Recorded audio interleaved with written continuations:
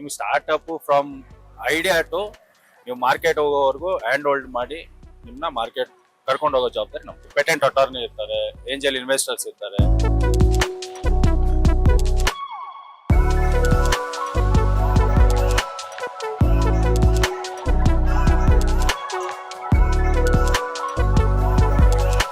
Hi bro.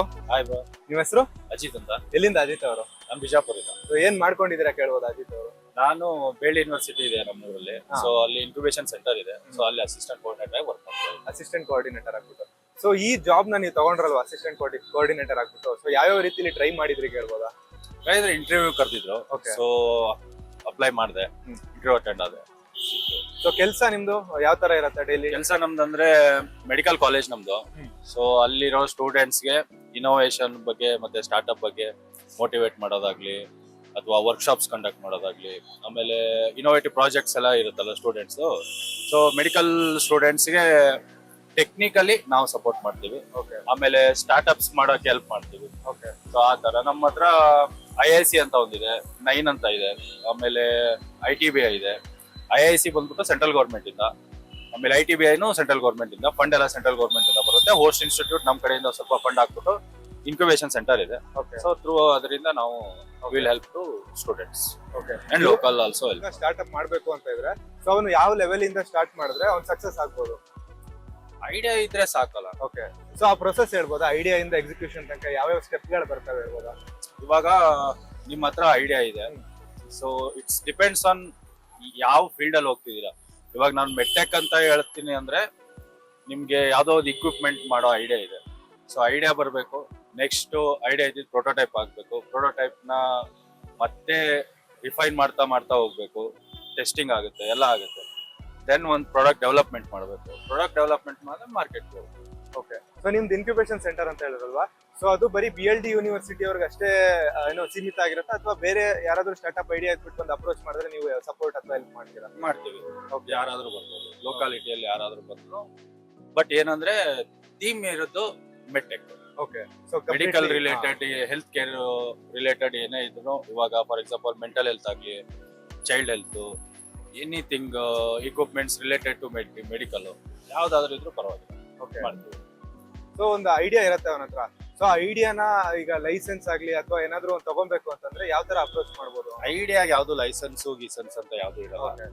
Patent ಮಾಡ್ಕೋಬಹುದು, but patent ಮಾಡ್ಕೋಬೇಕಂದ್ರೂ idea stage ಅಲ್ಲಿ ಇದ್ರೆ ಪೇಟೆಂಟ್ ಮಾಡ್ಬಾರ್ದು. ಓಕೆ ಸೊ ಮೆಥಡಾಲಜಿ ಆದ್ರೂ ಇರಬೇಕು, ಓಕೆ ಪ್ರೋಟೋಟೈಪ್ ಆದ್ರೂ ಇರಬೇಕು, then you can go patent. So ನೀವು ನಿಮ್ಮ ಇನ್ಕ್ಯುಬೇಷನ್ ಸೆಂಟರ್ ಅಲ್ಲಿ ಯಾವ ರೀತಿಲಿ ಸಪೋರ್ಟ್ ಮಾಡ್ತೀರಾ? ನಮ್ಮ ಇನ್ಕ್ಯುಬೇಷನ್ ಸೆಂಟರ್ ಅಲ್ಲಿ ನೋಡಿ, ಇವಾಗ 3D ಪ್ರಿಂಟರ್ಸ್ ಗಳಿದಾವೆ, ಆಮೇಲೆ AI ವರ್ಕ್ ಸ್ಟೇಷನ್ಸ್ ಇದಾವೆ, IoT ವರ್ಕ್ ಸ್ಟೇಷನ್ಸ್ ಇದೆ, ಆಮೇಲೆ ಇಂಜೆಕ್ಷನ್ ಮೋಲ್ಡಿಂಗ್ಸ್, ತುಂಬಾ ಇಕ್ವಿಪ್ಮೆಂಟ್ಸ್ ಎಲ್ಲ ಇದಾವೆ. ಸೊ ನೀವೆಲ್ಲ ಯೂಸ್ ಮಾಡ್ಕೊಂಡು ನಿಮ್ಗೆ ಆಫೀಸ್ ಸ್ಪೇಸ್ ಕೊಡ್ತೀವಿ, ಒಂದು ಲ್ಯಾಪ್ಟಾಪ್ ಕೊಡ್ತೀವಿ ನಿಮ್ಗೆ ವರ್ಕ್ ಮಾಡಕ್ಕೆ. ಯೂಸ್ ಮಾಡ್ಕೊಂಡು 3 years ಹ್ಯಾಂಡ್ ಹೋಲ್ಡಿಂಗ್ ಇರುತ್ತೆ. ಆಮೇಲೆ ನಮ್ದು ಒಂದು ಬೋರ್ಡ್ ಇದೆ, ಅದರಲ್ಲಿ ಪೇಟೆಂಟ್ ಅಟಾರ್ನಿ ಇರ್ತಾರೆ, ಏಂಜಲ್ ಇನ್ವೆಸ್ಟರ್ಸ್ ಇರ್ತಾರೆ. ನಿಮ್ಗೆ ಸ್ಟಾರ್ಟ್ಅಪ್ ಫ್ರಮ್ ಐಡಿಯಾ ಟು ನೀವು ಮಾರ್ಕೆಟ್ ಹೋಗೋವರೆಗೂ ಹ್ಯಾಂಡ್ ಹೋಲ್ಡ್ ಮಾಡಿ ನಿಮ್ಮನ್ನ ಮಾರ್ಕೆಟ್ ಕರ್ಕೊಂಡು ಹೋಗೋ ಜವಾಬ್ದಾರಿ ನಮ್ದು.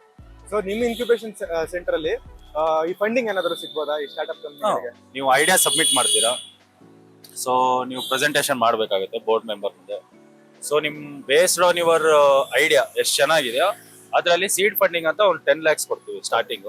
ಸೊ ಅದರಿಂದ ನೀವು ಯೂಸ್ ಮಾಡ್ಕೋಬಹುದು. ನೆಕ್ಸ್ಟ್ ನಿಮ್ಗೆ ಫಂಡ್ ರೈಸ್ ಮಾಡ್ತೀನಿ ಅಂದ್ರೆ ಏಂಜಲ್ ಇನ್ವೆಸ್ಟರ್ಸ್ ಎಲ್ಲ ನಮ್ಮ ಹತ್ರನೇ ಇದ್ದಾರೆ. ಓಕೆ ಸೊ ನಿಮ್ಗೆ ಫಂಡ್ ಅರೇಂಜ್ ಮಾಡ್ಕೊಡ್ತೀವಿ. ಸೊ ಗವರ್ಮೆಂಟ್ ಕಡೆಯಿಂದ ಏನಾದ್ರು ಟೋಟಲ್ ಡಿಪೆಂಡೆಂಟ್ ಆನ್ ನಿಮ್ಮ ಐಡಿಯಾ, ನಿಮ್ ಮೆಥಡಾಲಜಿ ಆಗ್ಲಿ, ನಿಮ್ ಪ್ರೋಟೋಟೈಪ್ ಆಗಲಿ ಎಷ್ಟು ಸ್ಟ್ರಾಂಗ್ ಆಗಿದೆ, ಸೊ ಅದ್ರ ಮೇಲೆ ನಿಮ್ ಫಂಡ್ ಬರೋದು.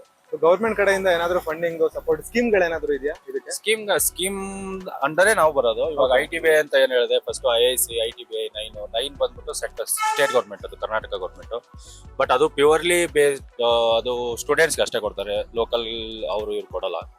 ಸೊ ಅಪ್ಪರ್ ಲಿಮಿಟ್ 3 lakhs ಇರುತ್ತೆ ಒಂದು ನೀವು ಪ್ರಾಜೆಕ್ಟ್ ಮಾಡಕ್ಕೆ. ಸೊ ಅದರಿಂದ ಪ್ರಾಜೆಕ್ಟ್ ಪ್ರೋಟೋಟೈಪ್ ನೀವು ಡೆವಲಪ್ ಮಾಡ್ಕೋಬಹುದು. ಅದಾದ್ಮೇಲೆ ITBI ಅಂಡರ್ ಎನ್ರೋಲ್ ಆದ್ರೆ 10 lakhs ಇಗ್ನಿಷನ್ ಗ್ರಾಂಟ್ ಅಂತ ಇರುತ್ತೆ. ಸೊ ನೀವು ಅಲ್ಲಿ ಸ್ಟಾರ್ಟ್ಅಪ್ಸ್ ನ ಮಾಡ್ಕೋಬಹುದು. ಸೊ ಇನ್ಕ್ಯುಬೇಷನ್ ಸೆಂಟರ್ ಬರೀ BLD ಹತ್ರ ಅಷ್ಟೇ ಇದೆಯಾ ಅಥವಾ ಕರ್ನಾಟಕದಲ್ಲಿ ಬೇರೆ ಬೇರೆ ಕಾಲೇಜಸ್ ಗಳು? ತುಂಬಾ ಇದಾವೆ. ನೀವು ಚೆಕ್ ಮಾಡ್ಕೋಬಹುದು. ಗೂಗಲ್ ಅಲ್ಲಿ ಹೋಗ್ಬಿಟ್ಟು ITBI ಸೆಂಟರ್ಸ್ ಅಂತ ಕೊಟ್ರೆ, ಇವಾಗ ತುಮಕೂರಲ್ಲಿ ಒಂದಿದೆ ಸಿದ್ಧಗಂಗಾ ಇನ್ಸ್ಟಿಟ್ಯೂಟ್ ಅಲ್ಲಿ, ಆಮೇಲೆ ಮೈಸೂರಲ್ಲಿ JSS ಅಲ್ಲಿ ಇದೆ, ನಮ್ಮ ಬಿಜಾಪುರಲ್ಲಿ ಬಂದ್ಬಿಟ್ರೆ ನೀವು ಬೇಳಿ ಯೂನಿವರ್ಸಿಟಿಯಲ್ಲಿ ಇದೆ. ಇದಾವೆ, ಚೆಕ್ ಮಾಡ್ಕೋಬಹುದು ನೀವು ಗೂಗಲ್ ಅಲ್ಲಿ ಎಲ್ಲ ಚೆಕ್ ಮಾಡ್ಕೋಬಹುದು. ಸೊ ಈಗ ನನ್ನ ಹತ್ರ ಒಂದು ಸ್ಟಾರ್ಟ್ಅಪ್ ಐಡಿಯಾ ಇದೆ ಅಂದ್ರೆ ಸೊ ನಾನು ನಿಮ್ಮ ಹತ್ರ ಯಾವ ರೀತಿಲಿ ಬಂದು ಅಪ್ರೋಚ್ ಮಾಡ್ಬೋದು ಅಂದ್ರೆ ಹೆಂಗೆ ಕನೆಕ್ಟ್ ಆಗ್ಬೋದು ನಿಮ್ಮನ್ನ? ನಮ್ದು ವೆಬ್ಸೈಟ್ ಇದೆ ಬೇಲಿ foundation4innovation.com ಅಂತ. ಅಲ್ಲಿ ಹೋಗ್ಬಿಟ್ಟು ರಿಜಿಸ್ಟರ್ ಆಗಬೇಕು. ಒಂದು ಗೂಗಲ್ ಫಾರ್ಮ್ ಇರುತ್ತೆ, ಫಿಲ್ಅಪ್ ಮಾಡಬೇಕು. ಸೊ ಫಿಲ್ಅಪ್ ಮಾಡ್ಬಿಟ್ರೆ ಅದರಲ್ಲೂ ತುಂಬಾ ಕ್ವಶನ್ಸ್ ಇದಾವೆ. ನಿಮ್ದು ಐಡಿಯಾ ಸ್ಟೇಜ್ ಅಲ್ಲಿ ಇದೆಯಾ, ಅಥವಾ ಪ್ರೋಟೋಟೈಪ್ ರೆಡಿ ಇದೆಯಾ, ಅಥವಾ ಆಲ್ರೆಡಿ ಮಾರ್ಕೆಟ್ ಅಲ್ಲಿ ಇದ್ದೀರಾ, ಅಥವಾ ರೆವಿನ್ಯೂ ಜನರೇಟ್ ಮಾಡ್ತಿದ್ದೀರಾ, ಅಥವಾ ಫ್ರೀ ಇದ್ದೀರಾ, ಏನಿದೆ ಅದೆಲ್ಲ ಡೀಟೇಲ್ಸ್ ಫಿಲ್ಅಪ್ ಮಾಡ್ಬಿಟ್ಟು ಒಂದು ಪ್ರೆಸೆಂಟೇಷನ್ ಇರುತ್ತೆ. ಒಂದು ಡೇಟ್ ಕೊಡ್ತೀವಿ, ಬರಬೇಕು, ಫಿಸಿಕಲ್ ಆಗಿ ಬರಬೇಕು, ಪ್ರೆಸೆಂಟೇಷನ್ ಮಾಡಬೇಕು. ನಿಮ್ಮ ಪ್ರೆಸೆಂಟೇಷನ್ ಸ್ಕಿಲ್ಸು, ಆಮೇಲೆ ನಿಮ್ದು ಏನ್ ಪ್ರಾಬ್ಲಮ್ನ ನೀವು ಸಾಲ್ವ್ ಮಾಡಕ್ ಹೊರಟಿದ್ದೀರಾ ಅದ್ರ ಮೇಲೆ ನಾವು ಡಿಸೈಡ್ ಮಾಡ್ತೀವಿ ಎಷ್ಟು ಅಮೌಂಟ್ ನಿಮಗೆ ಗ್ರಾಂಟ್ ಮಾಡ್ಬೋದು. ಆಮೇಲೆ ಇದು ಮಾಡ್ಬೋದು. ಓಕೆ, ಸೊ ನಾವೇನಾದ್ರೂ ಬಿಜಾಪುರಕ್ಕೆ ಬಂದ್ರೆ ನಿಮ್ಮ ಇನ್ಕ್ಯುಬೇಷನ್ ಸೆಂಟರ್ ಅದು ಒಂದು ಟೂರ್ ಸಿಗ್ಬೋದಾ? ಆರಾಮಾಗಿ, ಖಂಡಿತ. Okay bro, thank you. Thank you. ಒಳ್ಳೆ ಇನ್ಫಾರ್ಮೇಶನ್ಸ್ ಕೊಟ್ಟಿದ್ದೀರಾ. Thank you.